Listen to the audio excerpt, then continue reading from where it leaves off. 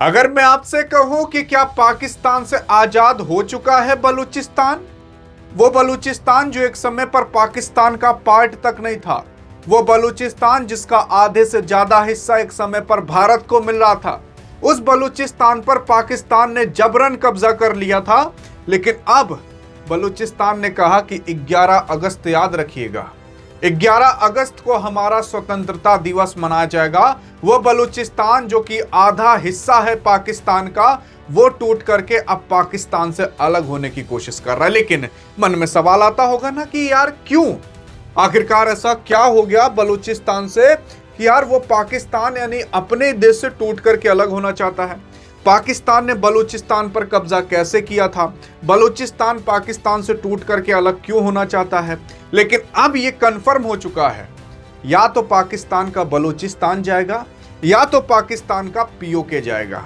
अब देखते हैं कि पहले कौन जाएगा। और हाल फिलहाल अगर आप देखने की कोशिश करोगे तो खुद देख सकते हो, ऐसे कई सारे अखबार हैं जहां पर ये छप रहे हैं कि बलोचों ने 11 अगस्त को अपना स्वतंत्रता दिवस ऐलान कर दिया है, और जो वहां का प्रधानमंत्री और जो वहां का अभी आसिम मुनीर फील्ड मार्शल हैं पाकिस्तान का, इन दोनों ने कुछ भी नहीं बोला है। बलूचिस्तान पाकिस्तान का टोटल 44% का एरिया कवर करता है, लेकिन अब आप खुद सोचकर देखिए कि लगभग 50% का एरिया कवर करने वाला बलूचिस्तान वो पाकिस्तान से टूट करके अलग होने की कोशिश कर रहा है। लेकिन पाकिस्तान का प्रधानमंत्री और वहां का फील्ड मार्शल आर्मी का वो शांत बैठा हुआ है। सवाल उठता है क्यों? आखिरकार क्या इनको पता नहीं है? अरे इनको सब कुछ पता है। इनके मंत्रियों के अंदर, इनके आर्मी के बीच हड़कंप मचा हुआ है। क्या करें क्या करें, अफरा तफरी मची हुई है। अब ये अफरा तफरी लेकिन ये लोग दिखा क्यों नहीं रहे? देखो यार, पॉलिटिशियन का यही रुख ही होता है कि देश में कितना भी बड़ा बवाल मच जाए लेकिन हमें कुछ बोलना नहीं है, ताकि जनता को ये लगे कि यार मतलब सब कुछ ठीक है, कोई दिक्कत नहीं है। और इसी वजह से जितने भी मंत्री होते हैं वो ज़्यादा हड़बड़ाते नहीं हैं। अगर वो दिखा दिए कि हम हड़बड़ा चुके हैं तो जनता इनके ऊपर और टूट जाएगी। यही सच्चाई है।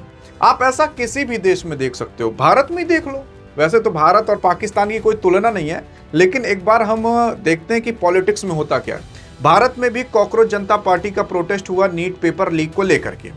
वहां पर कई दिन तक प्रोटेस्ट चला, अनशन चला, लेकिन प्रधानमंत्री चूं तक नहीं किए थे।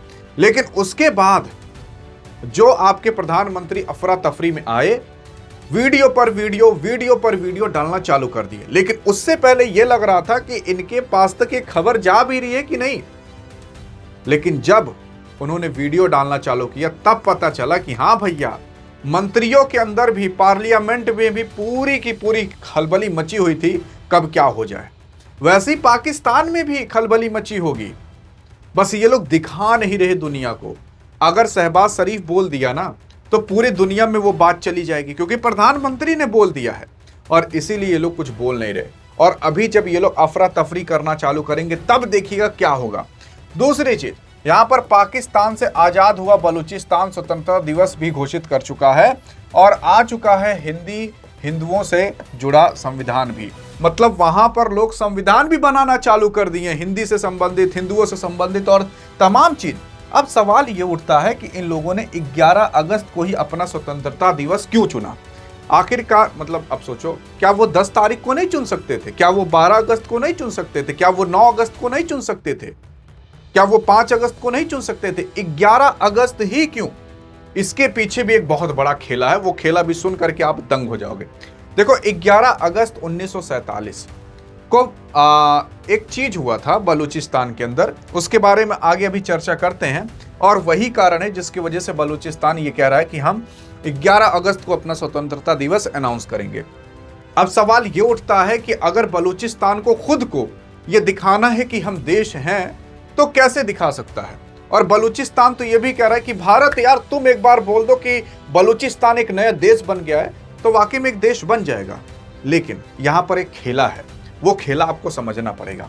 देखो यार, 1947 में ना आजाद था बलूचिस्तान, फिर कैसे बन गया पाकिस्तान का हिस्सा। 1947 से पहले बलूचिस्तान, ये वाला जो एरिया है लाल वाला, ये पहले एक अलग देश, मतलब अलग एरिया हुआ करता था। यह बलूचिस्तान केवल इतने में नहीं सिमटा था, बल्कि वो अफगानिस्तान के अंदर भी इतना था, ईरान के अंदर भी इतना था, तो इतना टोटल पूरा बलूचिस्तान हुआ करता था। यह बलूचिस्तान पहले काफ़ी बड़ा हुआ करता था, यहाँ पर लोग लेकिन गरीब रह गए, यहाँ पर खूब सताया गया, खूब मारा गया। लाखों हजारों लोगों को पाकिस्तान ने बलूचिस्तान के अंदर मारा है। और पाकिस्तान का एरिया बलूचिस्तान अभी है, और बलूचिस्तान के अंदर काफ़ी सारी चीज़ें पाई जाती हैं। मतलब अगर आप यहाँ पर जाओगे, खनोगे ना, तो आपको यूरेनियम तक मिल सकता है। तमाम ऐसे खनिज पदार्थ मिल सकते हैं जो लगभग कहीं नहीं मिलते।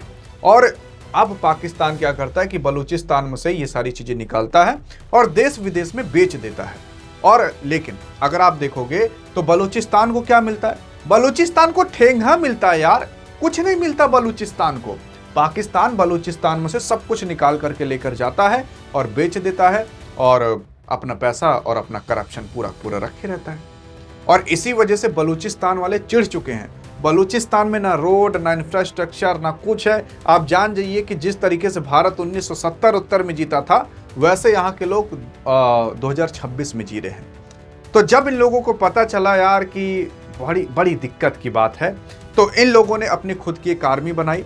बलूचिस्तान की खुद की आर्मी है, बलोच लिबरेशन आर्मी, जिसे BLA कहा जाता है। इन लोगों को खुद एक नेशनल एंथम है, और बाकी ऐसे तमाम चीज़ें ये लोग बनाते चले जा रहे हैं। तो अगर आपको एक नया देश बनना है तो आपको खुद का एक नेशनल एंथम होना चाहिए, आपकी आर्मी होनी चाहिए, और सबसे बड़ी चीज़, आपको कुछ देश रिप्रेजेंट करें, कुछ देश कहें कि हम मानते हैं यार। अब मान लेते हैं कि अगर भारत ने कह दिया कि हाँ बलूचिस्तान एक नया देश है, तो क्या नया देश बन जाएगा? नहीं, इतना आसान नहीं है। लेकिन अब मान लेते हैं कि भारत अगर कह दे कि भैया बलूचिस्तान एक नया देश है, ये मुद्दा चला जाएगा कहीं और नहीं बल्कि UN के अंदर, यूनाइटेड नेशन के अंदर। अब वहां पर जब ये मुद्दा चला गया तो UN कह देगा नहीं, यहाँ पर पूरी पूरी जांच पड़ताल होगी, ऐसी थोड़ी नया देश बना देंगे। तो भारत ने तो बोल दिया और नया देश ये नहीं बन पाया, तो भारत का जो जुबान रहेगा ना, वो कट जाएगा। कटने का मतलब तब ये हो जाएगा कि भारत जो बोला वो माना ही नहीं गया। और इसी वजह से भारत एक सही मौके की तलाश कर रहा है कि सबसे पहले क्या हो कि हम अमेरिका को अपनी साइड कर लें, अमेरिका को दिखाएं कि देखो बलूचिस्तान के अंदर कितने रेयर अर्थ मिनरल्स मटेरियल्स हैं। पहले जो बलूचिस्तान है वो ईरान में भी काफ़ी ज़्यादा हुआ करता था, तब बलूचिस्तान के अंदर तेल ओल भी बहुत पाया जाता था, क्योंकि ईरान के अंदर तेल तो पाया जाता है, तो इतना वाला एरिया भी बलूचिस्तान का था। अफगानिस्तान का भी काफ़ी एरिया बलूचिस्तान का था, लेकिन मार काट के इसे छोटा कर दिया गया, और पाकिस्तान अभी भी यहाँ मारता ही काटता था, कुछ करता नहीं था। लेकिन आप ये सोच रहे होगे ना कि यार आखिरकार बलूचिस्तान बना कैसे था, इसके बारे में चर्चा करते हैं। लेकिन ये पहले समझते हैं कि अगर भारत ने कह दिया कि बलूचिस्तान देश है तो क्या मान लिया जाएगा? तो मैंने आपको बताया ना कि ये मुद्दा UN में चला जाएगा, वहां पर चलेगा, वहां पर चाइना वीटो मार देगा। वीटो का मतलब कहेगा नहीं, हम नहीं मानते कि बलूचिस्तान देश है एक को, तो फिर बलूचिस्तान देश ही नहीं माना जाएगा। भारत इस मौके की तलाश में है कि भारत के साथ साथ कोई बड़ा देश और आ जाए। अगर भारत ने अमेरिका को अपनी साइड कर लिया, भारत ने अमेरिका को दिखा दिया कि बलूचिस्तान में देखो कितना फायदा है तुम्हारा, तुम आओ यहाँ से खनिज निकाल कर लेकर जाओ, पाकिस्तान से अलग कर दो, बस यहाँ पर आओ, इंडस्ट्री लगाओ, अपनी फैसिलिटीज दिखाओ, रशिया को अपनी साइड कर ले। तो ऐसी बहुत सारी चीज़ें अगर भारत कई सारे देशों को एक तरफ ले आया, तब बलूचिस्तान को एक नया देश बनाया जा सकता है। बहरहाल अभी बलूचिस्तान ने तो अपना खुद का आज़ादी का ऐलान कर दिया है, लेकिन सवाल ये उठता है कि बलूचिस्तान एक पाकिस्तान का हिस्सा बना कैसे था। देखो यार, जब बलूचिस्तान 1947 से पहले ना, बलूचिस्तान में 4 बड़े प्रांत होते थे। जैसे भारत के अंदर स्टेट होते हैं, वैसे यहाँ सब प्रांत होते हैं। तो यहाँ पर 4 बड़े प्रांत हुआ करते थे बलूचिस्तान के अंदर। अब वो कौन से 4 बड़े प्रांत होते थे? एक का नाम था कलात, एक का नाम था मकरान, तीसरे का नाम था लासबेला, और फिर उसके बाद खारन। ये प्रांत थे। अब मैं अगर आपको मैप में दिखाने की कोशिश करूं तो आप ये मैप में देख लो भैया, ये मैप आपको दिख रहा है ना? हाँ देखो, ये है अब आपका कलात, ये है खारन, ये है मकरान, ये है लासबेला। तो इतना एरिया पहले बलूचिस्तान का काफ़ी इंपॉर्टेंट माना जाता था। और ये जो कलात वाला एरिया है, ये याद रखिएगा, ये काफ़ी ज़्यादा इंपॉर्टेंट होता है। बहरहाल अभी पूरा बलूचिस्तान इतना माना जाता है, इतना। अभी तो अभी बलूचिस्तान की राजधानी यहाँ पर क्वेटा है, ठीक है, लेकिन ये कलात वाला एरिया आप याद रखिएगा, क्योंकि यही आपको अब आगे काम आएगा समझने के लिए। ये बात है 11 अगस्त की। 11 अगस्त 1947 को कलात की जो रियासत थी ने खुद को स्वतंत्र घोषित कर दिया था। कौन? कलात, जो मैंने आपको यहां पर अभी बताया। तो 11 अगस्त को 1947 में कलात की जो रियासत थी उसने खुद को स्वतंत्र घोषित कर दिया था।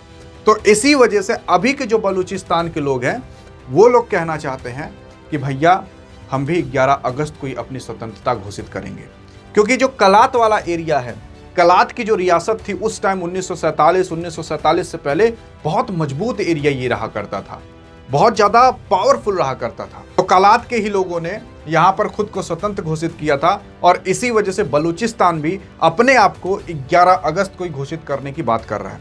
उसी के साथ साथ लेकिन मार्च 1948 तक पाकिस्तान की सेना वहां प्रवेश किया और कलात के खान मीर अहमद यार खान पर दबाव डाल करके जबरन विलय पत्र पर हस्ताक्षर करा लिया था।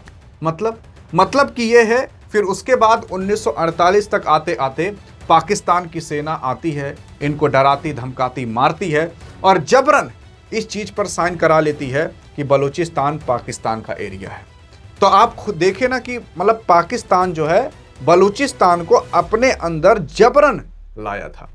और मैं आपको बताऊं, एक समय ऐसा हुआ करता था कि बलूचिस्तान का ही कुछ एरिया भारत को मिलने वाला था। हाँ जी हाँ, भारत को मिलने वाला था।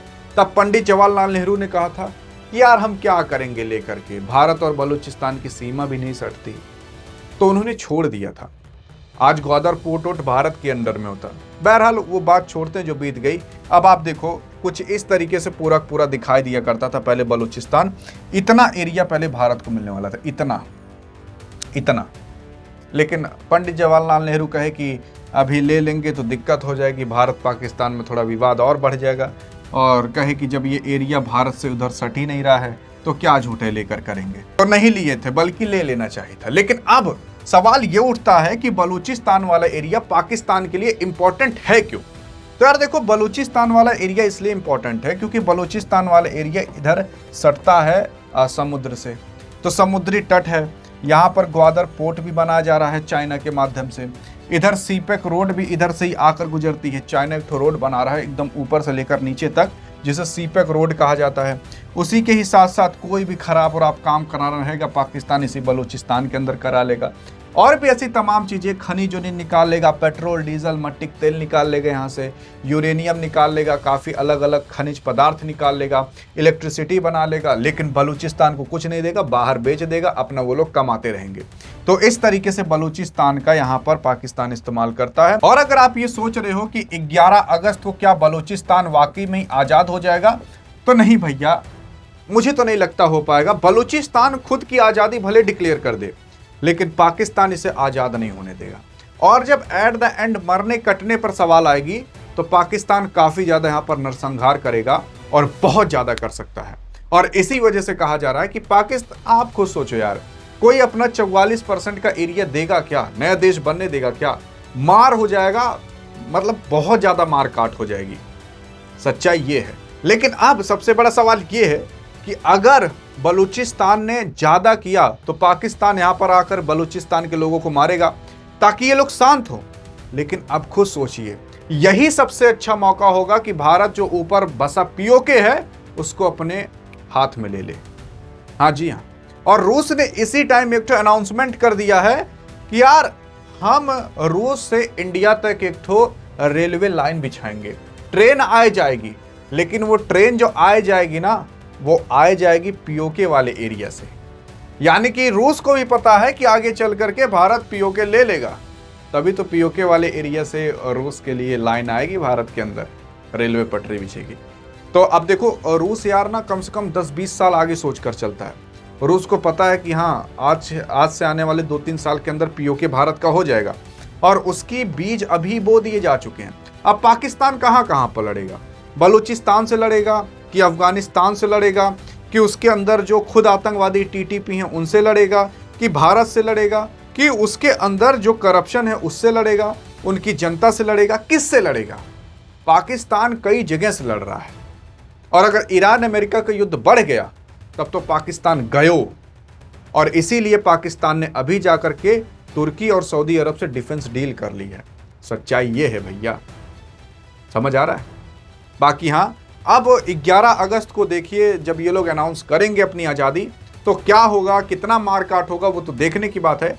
बाकी आप क्या सोचते हो, क्या बलूचिस्तान आज़ाद होना चाहिए? देखते हैं आपकी क्या राय है। बाकी आपको क्या लगता है, क्या बलूचिस्तान पाकिस्तान से टूट करके अलग होना चाहिए? अगर आपने सही जवाब दे दिया तो आपके कमेंट को हार्ट भी दे दिया जाएगा और पिन भी कर दिया जाएगा। बाकी अधिक जानकारी चाहिए तो इस वीडियो में मिलते हैं, तब तक के लिए जय हिंद जय भारत।